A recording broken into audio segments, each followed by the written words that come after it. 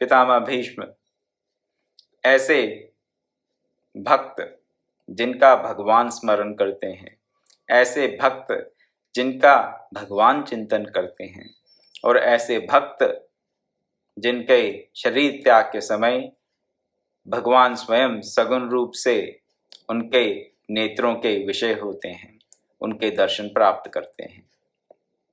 पितामह भीष्म मरते वक्त, प्राण त्यागते वक्त इच्छा मृत्यु का वर प्राप्त है, परंतु फिर भी 30 दिनों से भी अधिक शरशैया पे पड़े रहते हैं। और शरशैया पर पड़े पड़े वो राजा युधिष्ठिर को धर्म का उपदेश देते हैं। कौन से धर्म का? राजधर्म का उपदेश देते हैं, आपद धर्म का उपदेश देते हैं और मोक्ष धर्म का उपदेश देते हैं। राजधर्म यानी कि राजा को किस प्रकार से शासन करना चाहिए, राजा के लिए क्या करणीय है और क्या करणीय नहीं है, ये राजधर्म। तत्पश्चात आपद धर्म का उपदेश देते हैं, जिसमें बताते हैं कि राजा को और दूसरे लोगों को भी विपत्ति काल में कौन सा धर्म अपनाना चाहिए। उसके पश्चात मोक्ष प्राप्ति के लिए, मुक्ति के लिए, भगवत चरणों की प्राप्ति के लिए कौन सा मार्ग अपनाना चाहिए, किस धर्म को पालन करने से, किस धर्म के अनुसरण से हम मोक्ष को प्राप्त कर सकते हैं, मुक्ति को प्राप्त कर सकते हैं, भगवत चरणों को प्राप्त कर सकते हैं, उसका पूरा विवरण, उस धर्म का पूरा विवरण पितामह भीष्म ने युधिष्ठिर को दिया। और वो महाभारत के शांति पर्व में मोक्ष धर्म पर्व के रूप में संकलित है, उसका अध्ययन किया जा सकता है। 30 दिन तक उपदेश देते रहे युधिष्ठिर के माध्यम से जनमानस को, और आज भी दे रहे हैं। महाभारत में उनके वो संदेश, उनकी धर्म की वो व्याख्या, धर्म के तत्व को जिस प्रकार उन्होंने समझा, वो उन्होंने हमारे सामने प्रस्तुत किया है। व्यासदेव ने हमारे लिए उसे संकलित करके मानव जीवन को उत्कृष्ट बनाने के लिए, मानवता को एक दिशा प्रदान करने के लिए एक अनुपम भेंट, एक अनुपम कृपा की हम सब पर, मानवता पर। उसका अध्ययन अवश्य करना चाहिए। 30 दिन तक उपदेश देने के बाद उत्तरायण आता है। उत्तरायण आने पर भगवान श्री कृष्ण और भगवान श्री कृष्ण के साथ अन्य कौरव और पांडव और ऋषिगण पितामह भीष्म के समक्ष उपस्थित होते हैं, ये जानते हुए कि अब पितामह भीष्म अपने शरीर का त्याग कर देंगे। केवल उत्तरायण की प्रतीक्षा कर रहे थे और उत्तरायण की प्रतीक्षा उनकी अब पूर्ण होने जा रही है। उत्तरायण आ गया है। भीष्म पितामह को इच्छा मृत्यु का वर प्राप्त है, इसलिए अब वो अपने शरीर का त्याग अवश्य कर लेंगे। शरीर का त्याग करते करते वो भगवान श्री कृष्ण का किस प्रकार ध्यान करते हैं, शरीर त्यागते समय वो किस किस भाव से भगवान का चिंतन करते हैं और किस प्रकार से भगवान की स्तुति करते हैं, भगवान से प्रार्थना करते हैं, उसकी चर्चा हम कल कर रहे थे और उसी चर्चा को आज आगे बढ़ाएंगे। सखा के कहने पर शीघ्र ही अपनी पराई दोनों सेनाओं के बीच में रथ स्थापित करके शत्रु पक्ष की सेना के वीरों की आयु उनकी ओर देख कर ही जिन्होंने हर ली। भगवान श्री कृष्ण की महिमा का वर्णन कर रहे हैं यहाँ पर। उनके सखा क्या कहते हैं, सखा अर्जुन, कि मेरे रथ को दोनों सेनाओं के बीच में ले चलो। उस घटना का वो स्मरण कर रहे हैं भीष्म पितामह। हम अपने जीवन काल की कौन सी घटनाओं का स्मरण करते हैं, मरते वक्त क्या करते हैं क्या नहीं, किस बात का स्मरण होता है, वो तो मर के कोई बताने नहीं आता। परंतु अगर वैसे ही जब कभी थोड़ा अवकाश प्राप्त हो, समय प्राप्त हो, कोई मित्र, कोई सुहृद, कोई अपना आत्मीय पास बैठा हो, या कभी अकेले में ही, एकांत में भी कौन कौन सी घटनाओं का हम स्मरण करते हैं? उन्हीं घटनाओं का स्मरण करते हैं जो हमें या तो अतीव प्रिय हैं या अतीव दुखदाई जो हमें प्रतीत होती हैं।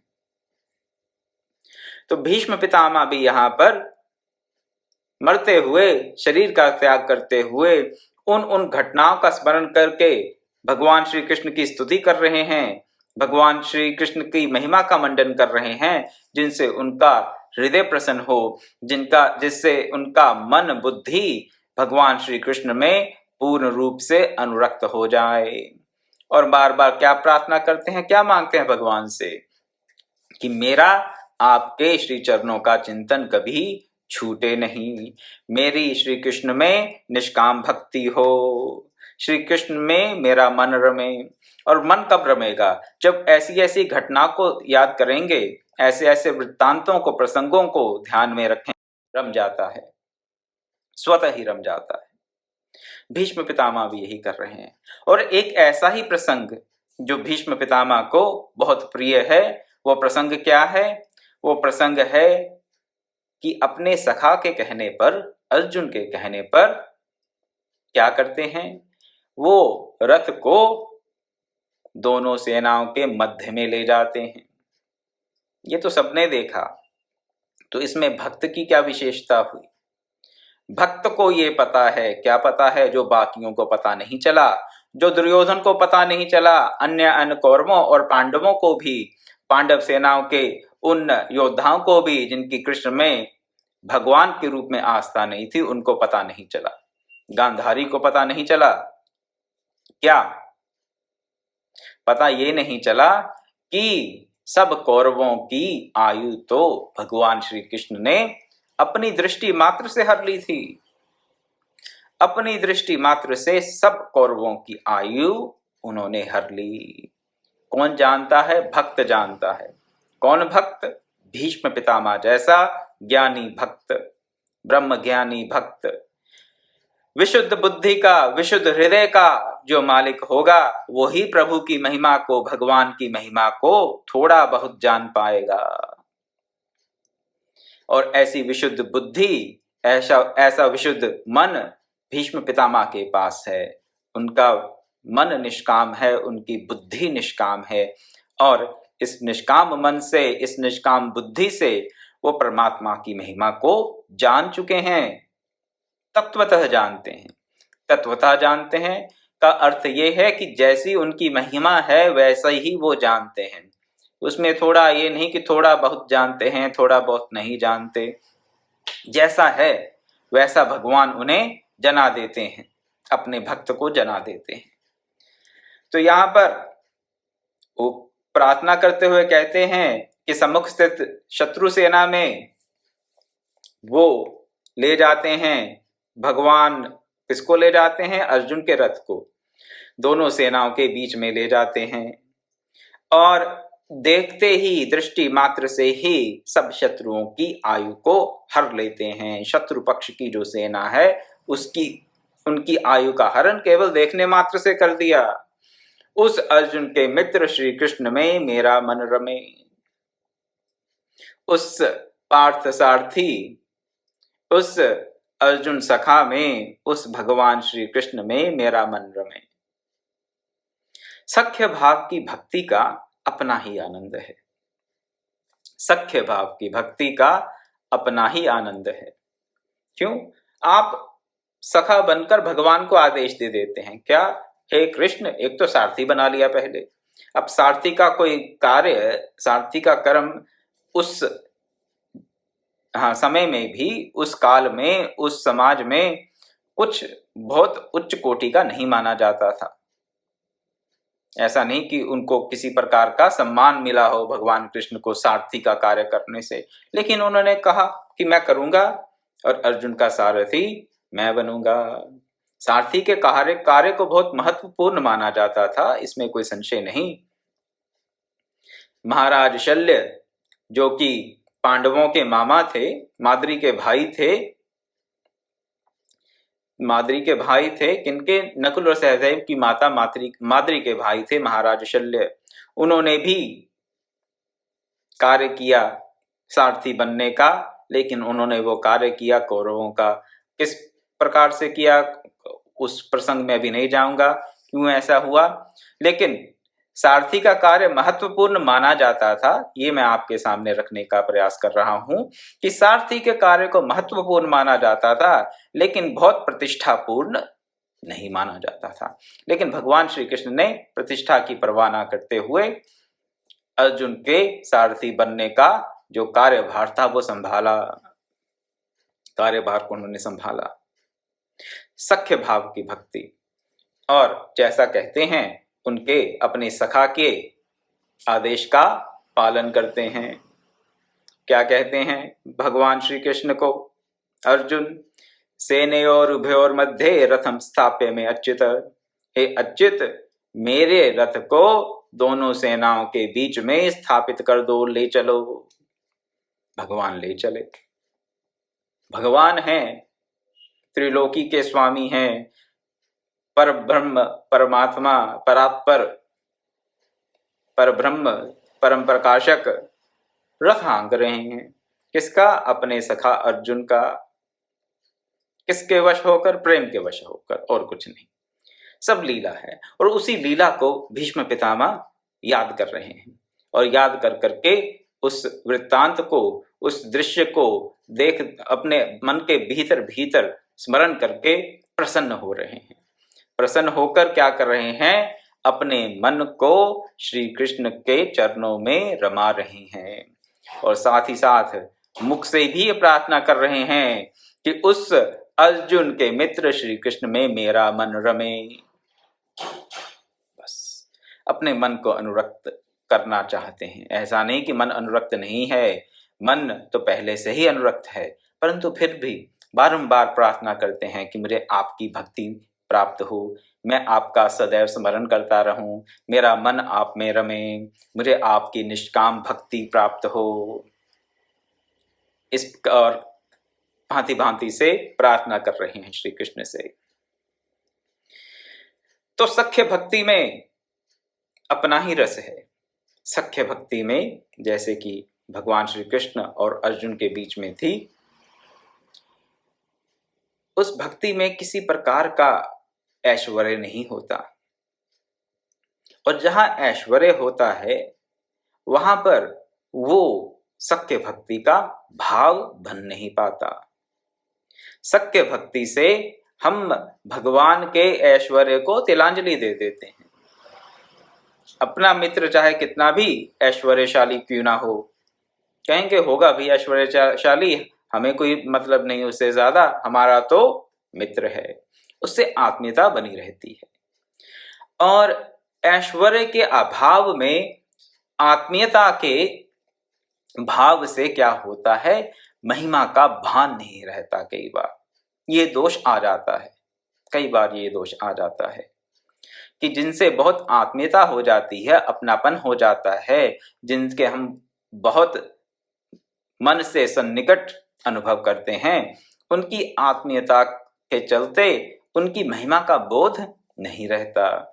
गुरु शिष्य संबंध में भी ऐसा कई बार हो जाता है। जो शिष्य गुरु के सदैव साथ रहते हैं, उनकी सेवा में रहते हैं, वर्षों तक रहते हैं, क्या होता है समय के साथ कई बार वो भी गुरु की महिमा को भूल जाते हैं, और उनको मनुष्य मात्र समझकर ही उनसे व्यवहार आरंभ कर देते हैं, आदर देते हैं, सत्कार देते हैं। ऐसी बात नहीं देते शिष्य गुरु को, ये आदर सम्मान पूर्वक सेवा करते हैं, लेकिन आत्मीयता के चलते और बहुत समय तक एक साथ रहने से क्या होता है, वो उनकी महिमा को भूल जाते हैं। स्वभाव है मनुष्य का, ये दोष नहीं कह रहा हूं, ये स्वभाव है। अर्जुन के साथ भी ऐसा हुआ। अर्जुन ने श्री कृष्ण को सारथी बना लिया और फिर उनको आदेश देते रहे। अब सारथी बनाया तो आदेश तो देंगे ही, रथ इधर लेके जाओ, उधर लेके जाओ, ऐसा करो। श्री कृष्ण अपनी सखा के जो भी आदेश होते हैं उनका पालन करते हैं, परंतु जब भगवान की महिमा का भान अर्जुन को हो जाता है, तो वो वही अर्जुन जो श्री कृष्ण को कहता है रथ इधर हाँक के ले चलो, रथ उधर ले चलो, थर थर कांप रहा है। भगवान की महिमा का जब भान होता है, भगवान जब अपना विराट रूप प्रकट कर देते हैं, तो बहुत ग्लानि होती है अर्जुन को। क्या ग्लानि होती है कि हे कृष्ण, मैंने तो तुम्हें अपना कजन मान लिया था, एक फ्रेंड मान लिया था। जैसे मेरे और मित्र हैं, आप भी मित्र हो, मेरे बड़े क्लोज फ्रेंड हो, फास्ट फ्रेंड हो, बस मेरे अंतरंग मित्र हो, ठीक है। और मैं आपकी बुआ का बेटा हूं, बस मान लिया। फर्स्ट कजन्स हैं जी, बड़े क्लोज हैं। महिमा का भान नहीं रहा। परंतु जब भगवान ने अपना विराट रूप दिखाया, फिर पता चला पूर्ण रूप से, तो तभी ज्ञान हुआ कि वो हैं कौन। देखने के बाद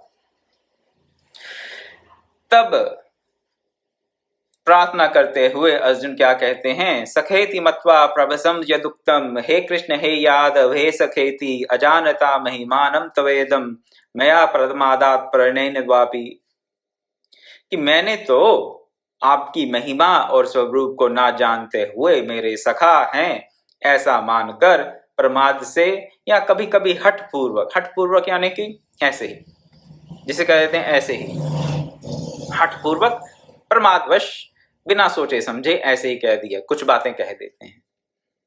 जब अंतरंगता होती है किसी के साथ, तो कई बार बिना सोचे भी कुछ बात कह देते हैं। तो कई बार काफी कुछ कह दिया हठपूर्वक बिना सोचे समझे, हे कृष्ण हे यादव इधर आओ, और क्या कहा, ये खाओ, हंसी दिल्लगी में कई बार हम अपने मित्र से अच्छी बुरी बात भी कह देते हैं, थोड़ी चुभने वाली, व्यंग कस देते हैं, सार्केज्म। तो सोते उठते बैठते जागते खाते पीते समय में और अकेले और अथवा सखाओं में भी, अन्य सखाओं में भी मैंने आपका बहुत तिरस्कार कर दिया। कब भान हुआ, जब विराट रूप सामने आया। परंतु अभी तो लीलावश महात्मा भीष्म क्या याद कर रहे हैं, पितामह भीष्म क्या याद कर रहे हैं, क्या कि आप रथ हाँक रहे थे और अर्जुन आपको निर्देश दे रहा था, डायरेक्ट कर रहा था, इंस्ट्रक्शंस दे रहा था कि कहां जाना है। पितामह भीष्म को श्री कृष्ण के महिमा का पूर्ण रूप से ज्ञान है, वो ने कभी नहीं भूले, वो कभी नहीं भूले। हाँ, अर्जुन को बाद में ज्ञान हुआ जब उनको भगवान का विराट रूप का दर्शन हुआ, लेकिन पितामह भीष्म जब कुरुभूमि में थे, कुरुक्षेत्र में थे, और जब अर्जुन के रथ को श्री कृष्ण दोनों सेनाओं के बीच में लेके आए थे, उस वक्त भी पितामह भीष्म जानते थे, मानते नहीं थे, केवल जानते थे कि ये श्री कृष्ण पूर्ण परब्रह्म परमात्मा हैं और कुछ नहीं। और लीला का आस्वादन करते रहे पितामह भीष्म, करते रहे, लीला का आस्वादन करते रहे। और उसी लीला को अब शरीर त्यागते वक्त याद करके प्रार्थना कर रहे हैं। क्या प्रार्थना करते हैं कि उस अर्जुन के सखा श्री कृष्ण में मेरा मन रमे। ये क्यों नहीं कहते कि हाँ उस विराट पुरुष में मेरा मन रमे, ये भी तो कह सकते हैं। क्या पितामह भीष्म नहीं जानते भगवान के विराट रूप को? लेकिन सखा बनकर जहां पर वो अपने प्रेम को, अपने भाव को प्रकट कर रहे हैं अपने सखा के लिए, उसका आनंद अलग है, उसका माधुर्य अलग है। माधुर्य जो है यहाँ पर दो मित्रों के बीच का संबंध, एक दूसरे के साथ हंसी खेल ठिठोली, कई प्रकार के मजाक व्यंग कसना, उन सबको वो ध्यान कर रहे हैं, देख रहे हैं कि श्री कृष्ण किस प्रकार से उस लीला को निभाते हैं, पूर्ण रूप से निभाते हैं। अपने स्वामित्व का, अपने भगवान होने का भान एक तरफ रखकर लीला पूर्वक अपने जितने भी कार्य हैं मित्र के करते हैं, बिना किसी संकोच के। संकोच तो क्या, अपने पूर्ण प्रेम के भाव के साथ करते हैं। अपने आप को अपने भक्त की सेवा में समर्पित कर दिया ऐसा भगवान। क्या आनंद है! उस आनंद को पितामह भीष्म याद करते हैं और कहते हैं कि उस अर्जुन के सखा श्री कृष्ण में मेरा मन रमे। उनके लीला माधुर्य को वो चिंतन कर रहे हैं, उस लीला माधुर्य का, और उस लीला माधुर्य में उनका मन रमे। मन तो रमा ही हुआ है, लेकिन फिर भी प्रार्थना करते हैं भगवान से कि उस लीला माधुर्य में, उस भगवान श्री कृष्ण में, जो कि कृष्ण अर्जुन के सखा हैं, मेरा मन रमे। आगे कहते हैं,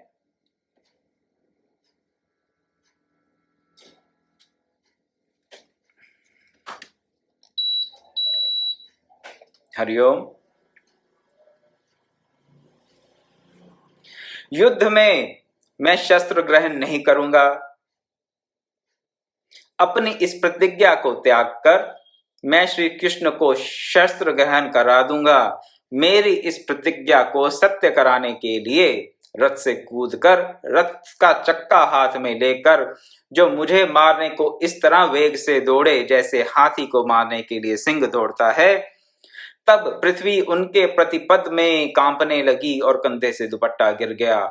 वैसी शोभा को प्राप्त उन श्री कृष्ण में मैं शरण में हूं, उनकी शरण को स्वीकार करता हूं। अपने प्रभु को अलग अलग रूपों में, अलग अलग भावों में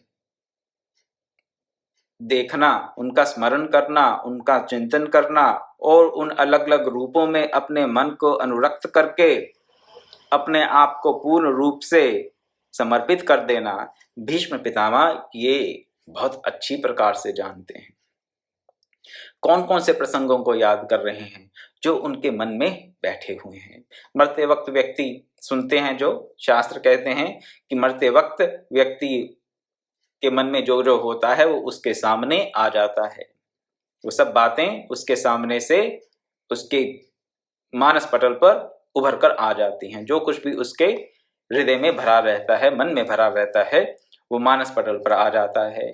भीष्म पितामह के मन में भी ये बातें भरी हुई हैं। वो रूप, कौन सा रूप? श्री कृष्ण का। हाथ में चक्का पकड़ा हुआ है, कंधे से दुपट्टा गिर गया है और भाग रहे हैं रोषपूर्वक। कैसे? जैसे एक शेर हाथी पर झपटता है, ऐसे झपटते हुए भीष्म पितामह की तरफ आ रहे हैं। यहां पर सख्य भाव नहीं है, पहले तो सख्य भाव की भक्ति का चिंतन कर रहे हैं। यहां पर तो पूर्ण रूप से शौर्य का रस है, शौर्य से भरे हुए हैं, क्रोध से भरे हुए हैं। उस क्रोध से भरे हुए श्री कृष्ण के स्वरूप को याद करते हुए कहते हैं, मैं आपके उस स्वरूप में अपने मन को समर्पित कर दूं, उस रूप का ध्यान करता रहूं। शौर्य से भरा हुआ रूप, एकदम क्रोध में है, हाथ में चक्का पकड़ा है, भाग रहे हैं। जो उत्तरीय है, ऊपर से जो वस्त्र लिया जाता है, वो उनका गिर गया भागते हुए, और इस प्रकार वेग से दौड़ते हैं कि लोग सोचते हैं कि ये तो भीष्म पितामह को मार ही डालेंगे। परंतु भीष्म पितामह जानते हैं कि वो ऐसा क्यों कर रहे हैं, भगवान श्री कृष्ण ऐसा क्यों कर रहे हैं। केवल और केवल इसलिए कि वो भगवान अपने प्रतिज्ञा को तोड़कर अपने भक्त की प्रतिज्ञा को पूर्ण करना चाहते हैं, और कुछ नहीं। इसकी चर्चा हम कुछ दिन पहले कर चुके हैं कि पितामह भीष्म ने प्रतिज्ञा की थी कि मैं श्री कृष्ण से शस्त्र उठवा के ही रहूंगा, और इसलिए भगवान श्री कृष्ण ने अपनी ये प्रतिज्ञा कि मैं शस्त्र नहीं उठाऊंगा उसका परित्याग कर दिया, अपनी प्रतिज्ञा झूठी कर दी, अपने भक्त की प्रतिज्ञा को सत्यापित करने के लिए, अपने भक्त की प्रतिज्ञा को सच्चा करने के लिए। ऐसी भक्त वत्सलता, और जैसे जब ऐसी भक्त वत्सलता दिखाएं प्रभु, तो उन प्रभु का ध्यान कैसे ना हो। जब प्रभु इतनी कृपा करुणा दिखाएं अपने भक्तों पर, तो वो भक्त उस प्रभु के ध्यान से कैसे विलग हो सकता है? नहीं हो सकता। पितामह भीष्म अपने जीवन काल की ये घटनाएं याद कर रहे हैं। अब एक और बात कहते हैं सम्मुख स्थित शत्रु सेना में आगे स्वजनों को मरने मारने पर उद्यत देखकर जब अर्जुन स्वजन वध को दोष समझकर धनुष बाण त्याग कर स्वजन वध से निवृत्त हो गए, तब की बात कर रहे हैं जब अर्जुन विषाद युक्त हो गए। भगवत गीता का पहला अध्याय विषाद योग। अरे विषाद भी कभी योग होता है? हाँ, भगवान के समक्ष अगर विषाद को प्रकट करेंगे तो भगवान उस विषाद को भी योग बना देंगे। बना दिया उन्होंने उस विषाद को योग अर्जुन के लिए अपनी कृपा से। विषाद को भी उन्होंने योग बना दिया अपनी सखा अर्जुन के लिए। अब भीष्म पितामह उस प्रसंग को याद कर रहे हैं जब अर्जुन ने अपने शस्त्रों का त्याग कर दिया और कहा कि मुझे युद्ध नहीं करना है, रथ के पिछले भाग में जाकर बैठ गए। क्यों? अर्जुन कहते हैं नाकांक्षे विजयम कृष्ण न च राज्यम सुखानि च किम नो राज्येन गोविंदम किम भोगे जीवितेन वा। वैराग्य उत्पन्न हो गया। किसके कारण? ज्ञान के कारण नहीं। ज्ञान से ये वैराग्य उत्पन्न नहीं हुआ, ये वैराग्य उत्पन्न हुआ विषाद के कारण। इसे कहा जाता है श्मशान वैराग्य। कब होता है श्मशान वैराग्य? जब किसी अपने प्रियजन की मृत्यु को हम अनुभव करते हैं, देखते हैं, कहते हैं कि कुछ पता नहीं जी, कब शरीर छूट जाए, क्या भरोसा इस जीवन का, भगवान का नाम ले लो, कुछ अच्छा काम कर लो। लेकिन शमशान से वापस आते आते सब धीरे धीरे भूल जाता है। जब तक मन में विषाद रहता है तब तक वो वैराग्य रहता है, और जो ही मन और कार्यों में संलग्न हुआ, भिन्न भिन्न कार्यों में संलग्न हुआ, तो फिर ना वो विषाद ध्यान रहता है, और जब विषाद ही नहीं है तो फिर वैराग्य कहाँ से होगा? विषाद गया, वैराग्य क्या, और फिर संसार का चक्र शुरू होता है। ऐसा अनुभव किया होगा हम सब ने कभी तो इस बात को। तो ये वैराग्य हो गया विषाद के कारण, ज्ञान के कारण नहीं। अर्जुन ने कहा कि इस विजय को मैं नहीं चाहता, इस राज्य को नहीं चाहता, इन सुखों को नहीं चाहता। हम लोगों को राज्य से क्या लाभ, भोगों से क्या लाभ, अथवा जीने से भी क्या लाभ? जीने का भी कोई मतलब नहीं है, ना भोगों का कोई मतलब है, ना राज्य का मतलब है। तो युद्ध क्यों करूं? क्यों अपने स्वजनों को मारूं? क्यों अपने पितामह को मारूं? गुरुजनों का वध करूं? इसलिए मुझे तो इस युद्ध के में विजयी होने से जो प्राप्त हो सकता है, युद्ध का जो श्रेष्ठतम परिणाम प्राप्त हो सकता है, मुझे वो भी नहीं चाहिए, तो मैं युद्ध नहीं करूंगा। ये कहकर वो स्वजन वध से निवृत्त हो गए अर्जुन। तब क्या किया श्री कृष्ण ने? आत्मज्ञान का उपदेश करके अर्जुन की कुबुद्धि को हर लिया। कुबुद्धि को भगवान हर लेते हैं। अगर हम अपने विषाद को, अगर हम अपने अंतरतम के मल को भगवान के सामने प्रकट करेंगे, अगर अपनी कुबुद्धि को, अपने संशयों को भगवान के सामने प्रकट करेंगे, तो अवश्य में वही भगवान उनको हर लेते हैं। लेकिन हमें प्रकट तो खुद करना होगा। उनको प्रकट करेंगे तो फिर भगवान उनका निवारण कर देंगे। किस प्रकार से? जैसे कि उन्होंने अर्जुन के विषाद का, अर्जुन की कुबुद्धि को हर लिया। पितामह भीष्म उस पूरे प्रसंग को, भगवत गीता के प्रसंग को याद कर रहे हैं। यहाँ पर याद करते हुए कहते हैं, उन परमेश्वर श्री कृष्ण के चरण कमलों में मेरी रति हो। कौन से श्री कृष्ण? जिन्होंने अपने सखा अर्जुन की कुबुद्धि को आत्मज्ञान से हर लिया। कुबुद्धि क्या थी? युद्ध नहीं करूंगा। आत्मज्ञान दिया, और आत्मज्ञान के देते ही अर्जुन युद्ध में फिर संलग्न हो गए। उस श्री कृष्ण को वो याद करके कह रहे हैं पितामह भीष्म, प्राण त्यागते हुए, कि उस श्री कृष्ण के चरणों में मेरी रति हो। अर्जुन के रथ पर स्थित होकर एक हाथ में चाबुक उठाए और एक हाथ में घोड़ों की लगाम पकड़े, जो शोभा युक्त श्री कृष्ण भगवान दर्शनीय हैं, उनमें मुझ मरने वाले की रति हो। स्मरण कर रहे हैं भगवान के उस रूप का। कैसा रूप? एक हाथ में घोड़ों की लगाम पकड़ी हुई है, सारथी के आसन पर बैठे हैं, एक हाथ में घोड़ों की लगाम है, दूसरे हाथ में चाबुक है। घोड़ों की लगाम और चाबुक, और घोड़े हाँक रहे हैं। भीष्म पितामह उस स्वरूप को याद करते हुए भगवान से प्रार्थना कर रहे हैं कि मुझ मरने वाले की उस श्री कृष्ण में, श्री कृष्ण के उस स्वरूप में मेरी रति हो, मेरा मन उनके चरणों में लगे। इस प्रकार और भी बातें बता रहे हैं।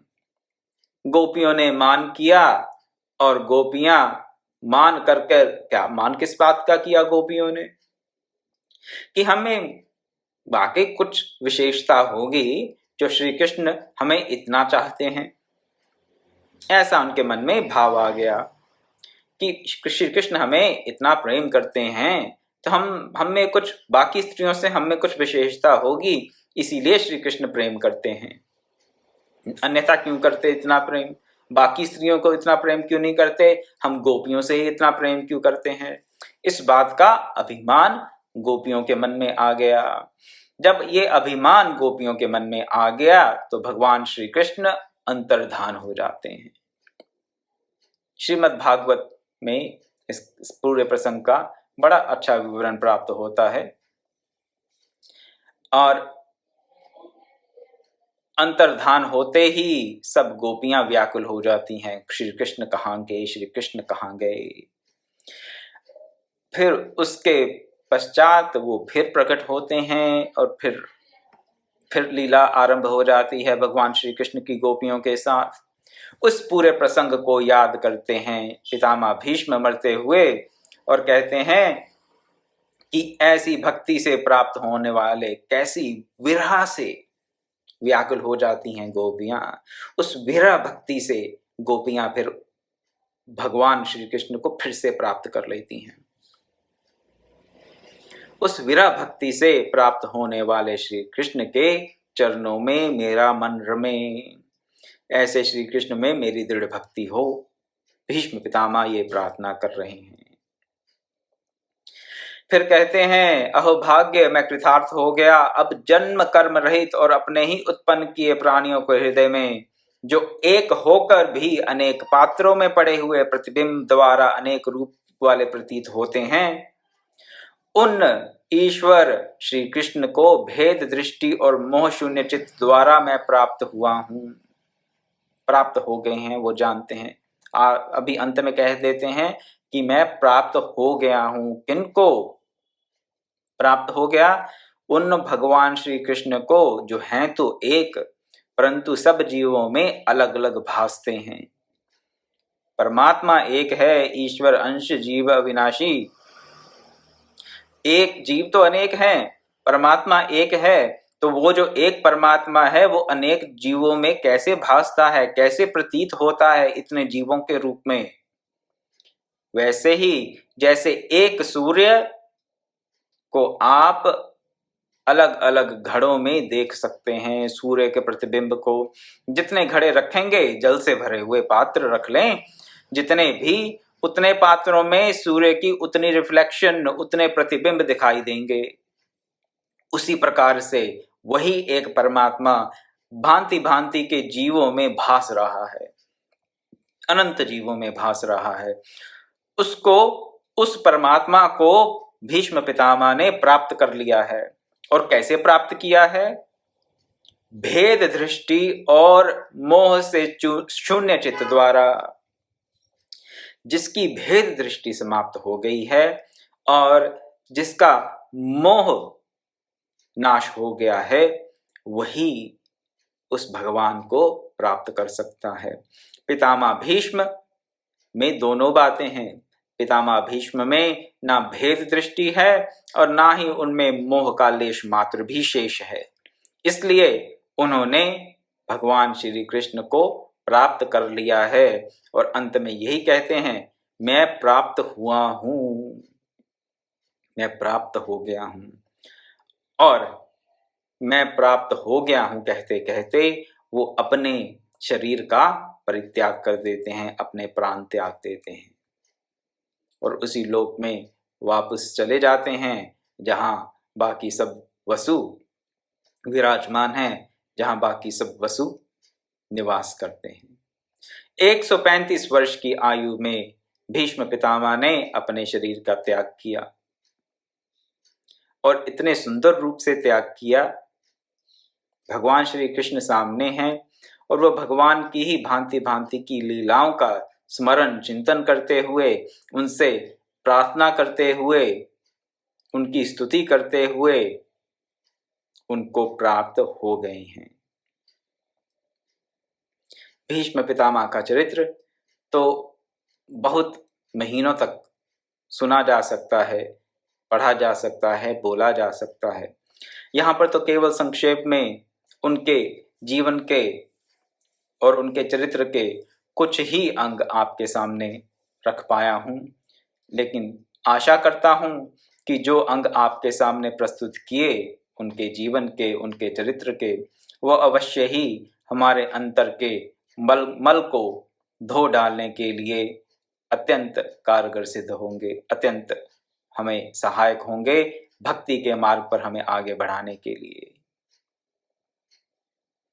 हम भी भगवान की लीलाओं का चिंतन करें, उनकी महिमा को ना भूलें, उनकी भांति भांति के चरित्रों का, भांति भांति के प्रसंगों का, भांति भांति की लीलाओं का स्मरण करते हुए उन्हीं में अपना मन रमाएं।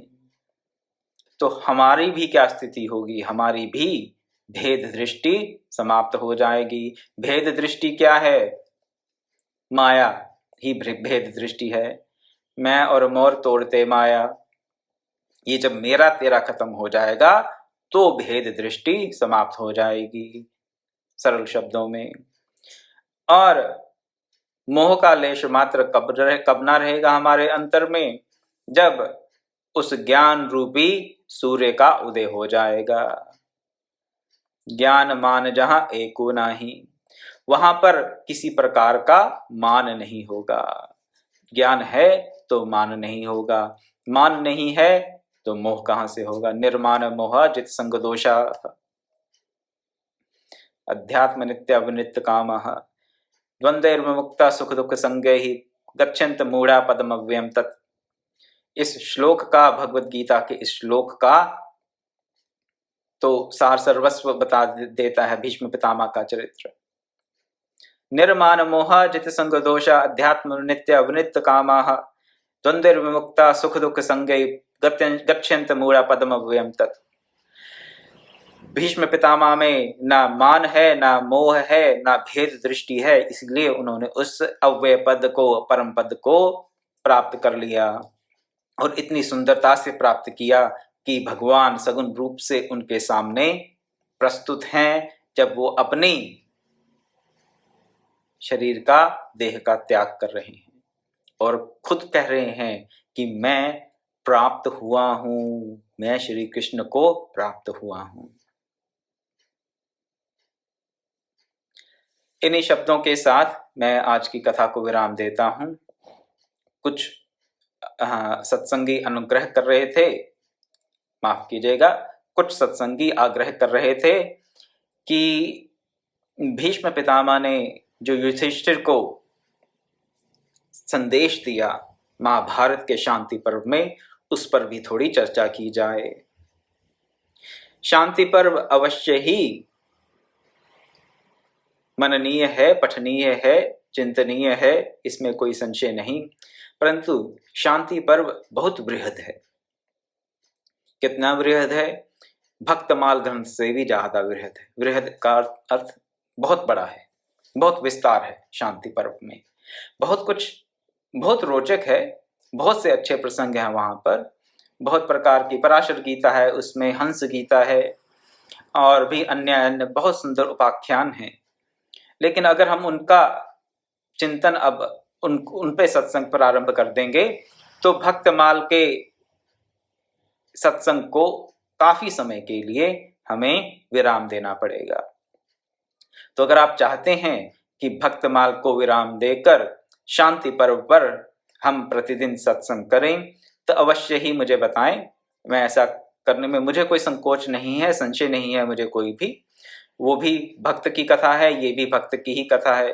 वो भी आत्मज्ञान का ही हमें मार्ग दिखा रहे हैं सब भक्तजन भक्तमाल में। और पितामह भीष्म ने जो युधिष्ठिर को कहा वो तो धर्म का सार सर्वस्व है ही। तो मेरी दृष्टि में कोई अंतर नहीं है, लेकिन श्रोताओं की, सत्संगियों की जैसी भी रुचि हो उसके अनुसार मैं भक्तमाल की कथा को आगे जारी रख सकता हूं। और अगर आप कहें तो कल से शांति पर्व पर चर्चा आरंभ कर सकते हैं। मुझे अपने सुझाव अवश्य भेजें। यहाँ कमेंट्स में जिसके पास नंबर हो वो मैसेज करें, फोन करें और मुझे बताने की कृपा करें। तो उसी के अनुसार कल फिर शाम को 5:30 बजे मिलेंगे और कथा का, सत्संग का लाभ लेंगे। ओम पूर्णमदः पूर्णमिदं पूर्णात् पूर्णमुदच्यते पूर्णस्य पूर्णमादाय पूर्णमेवावशिष्यते। ओम शांति शांति शांति। हरि ओम तत्सत्।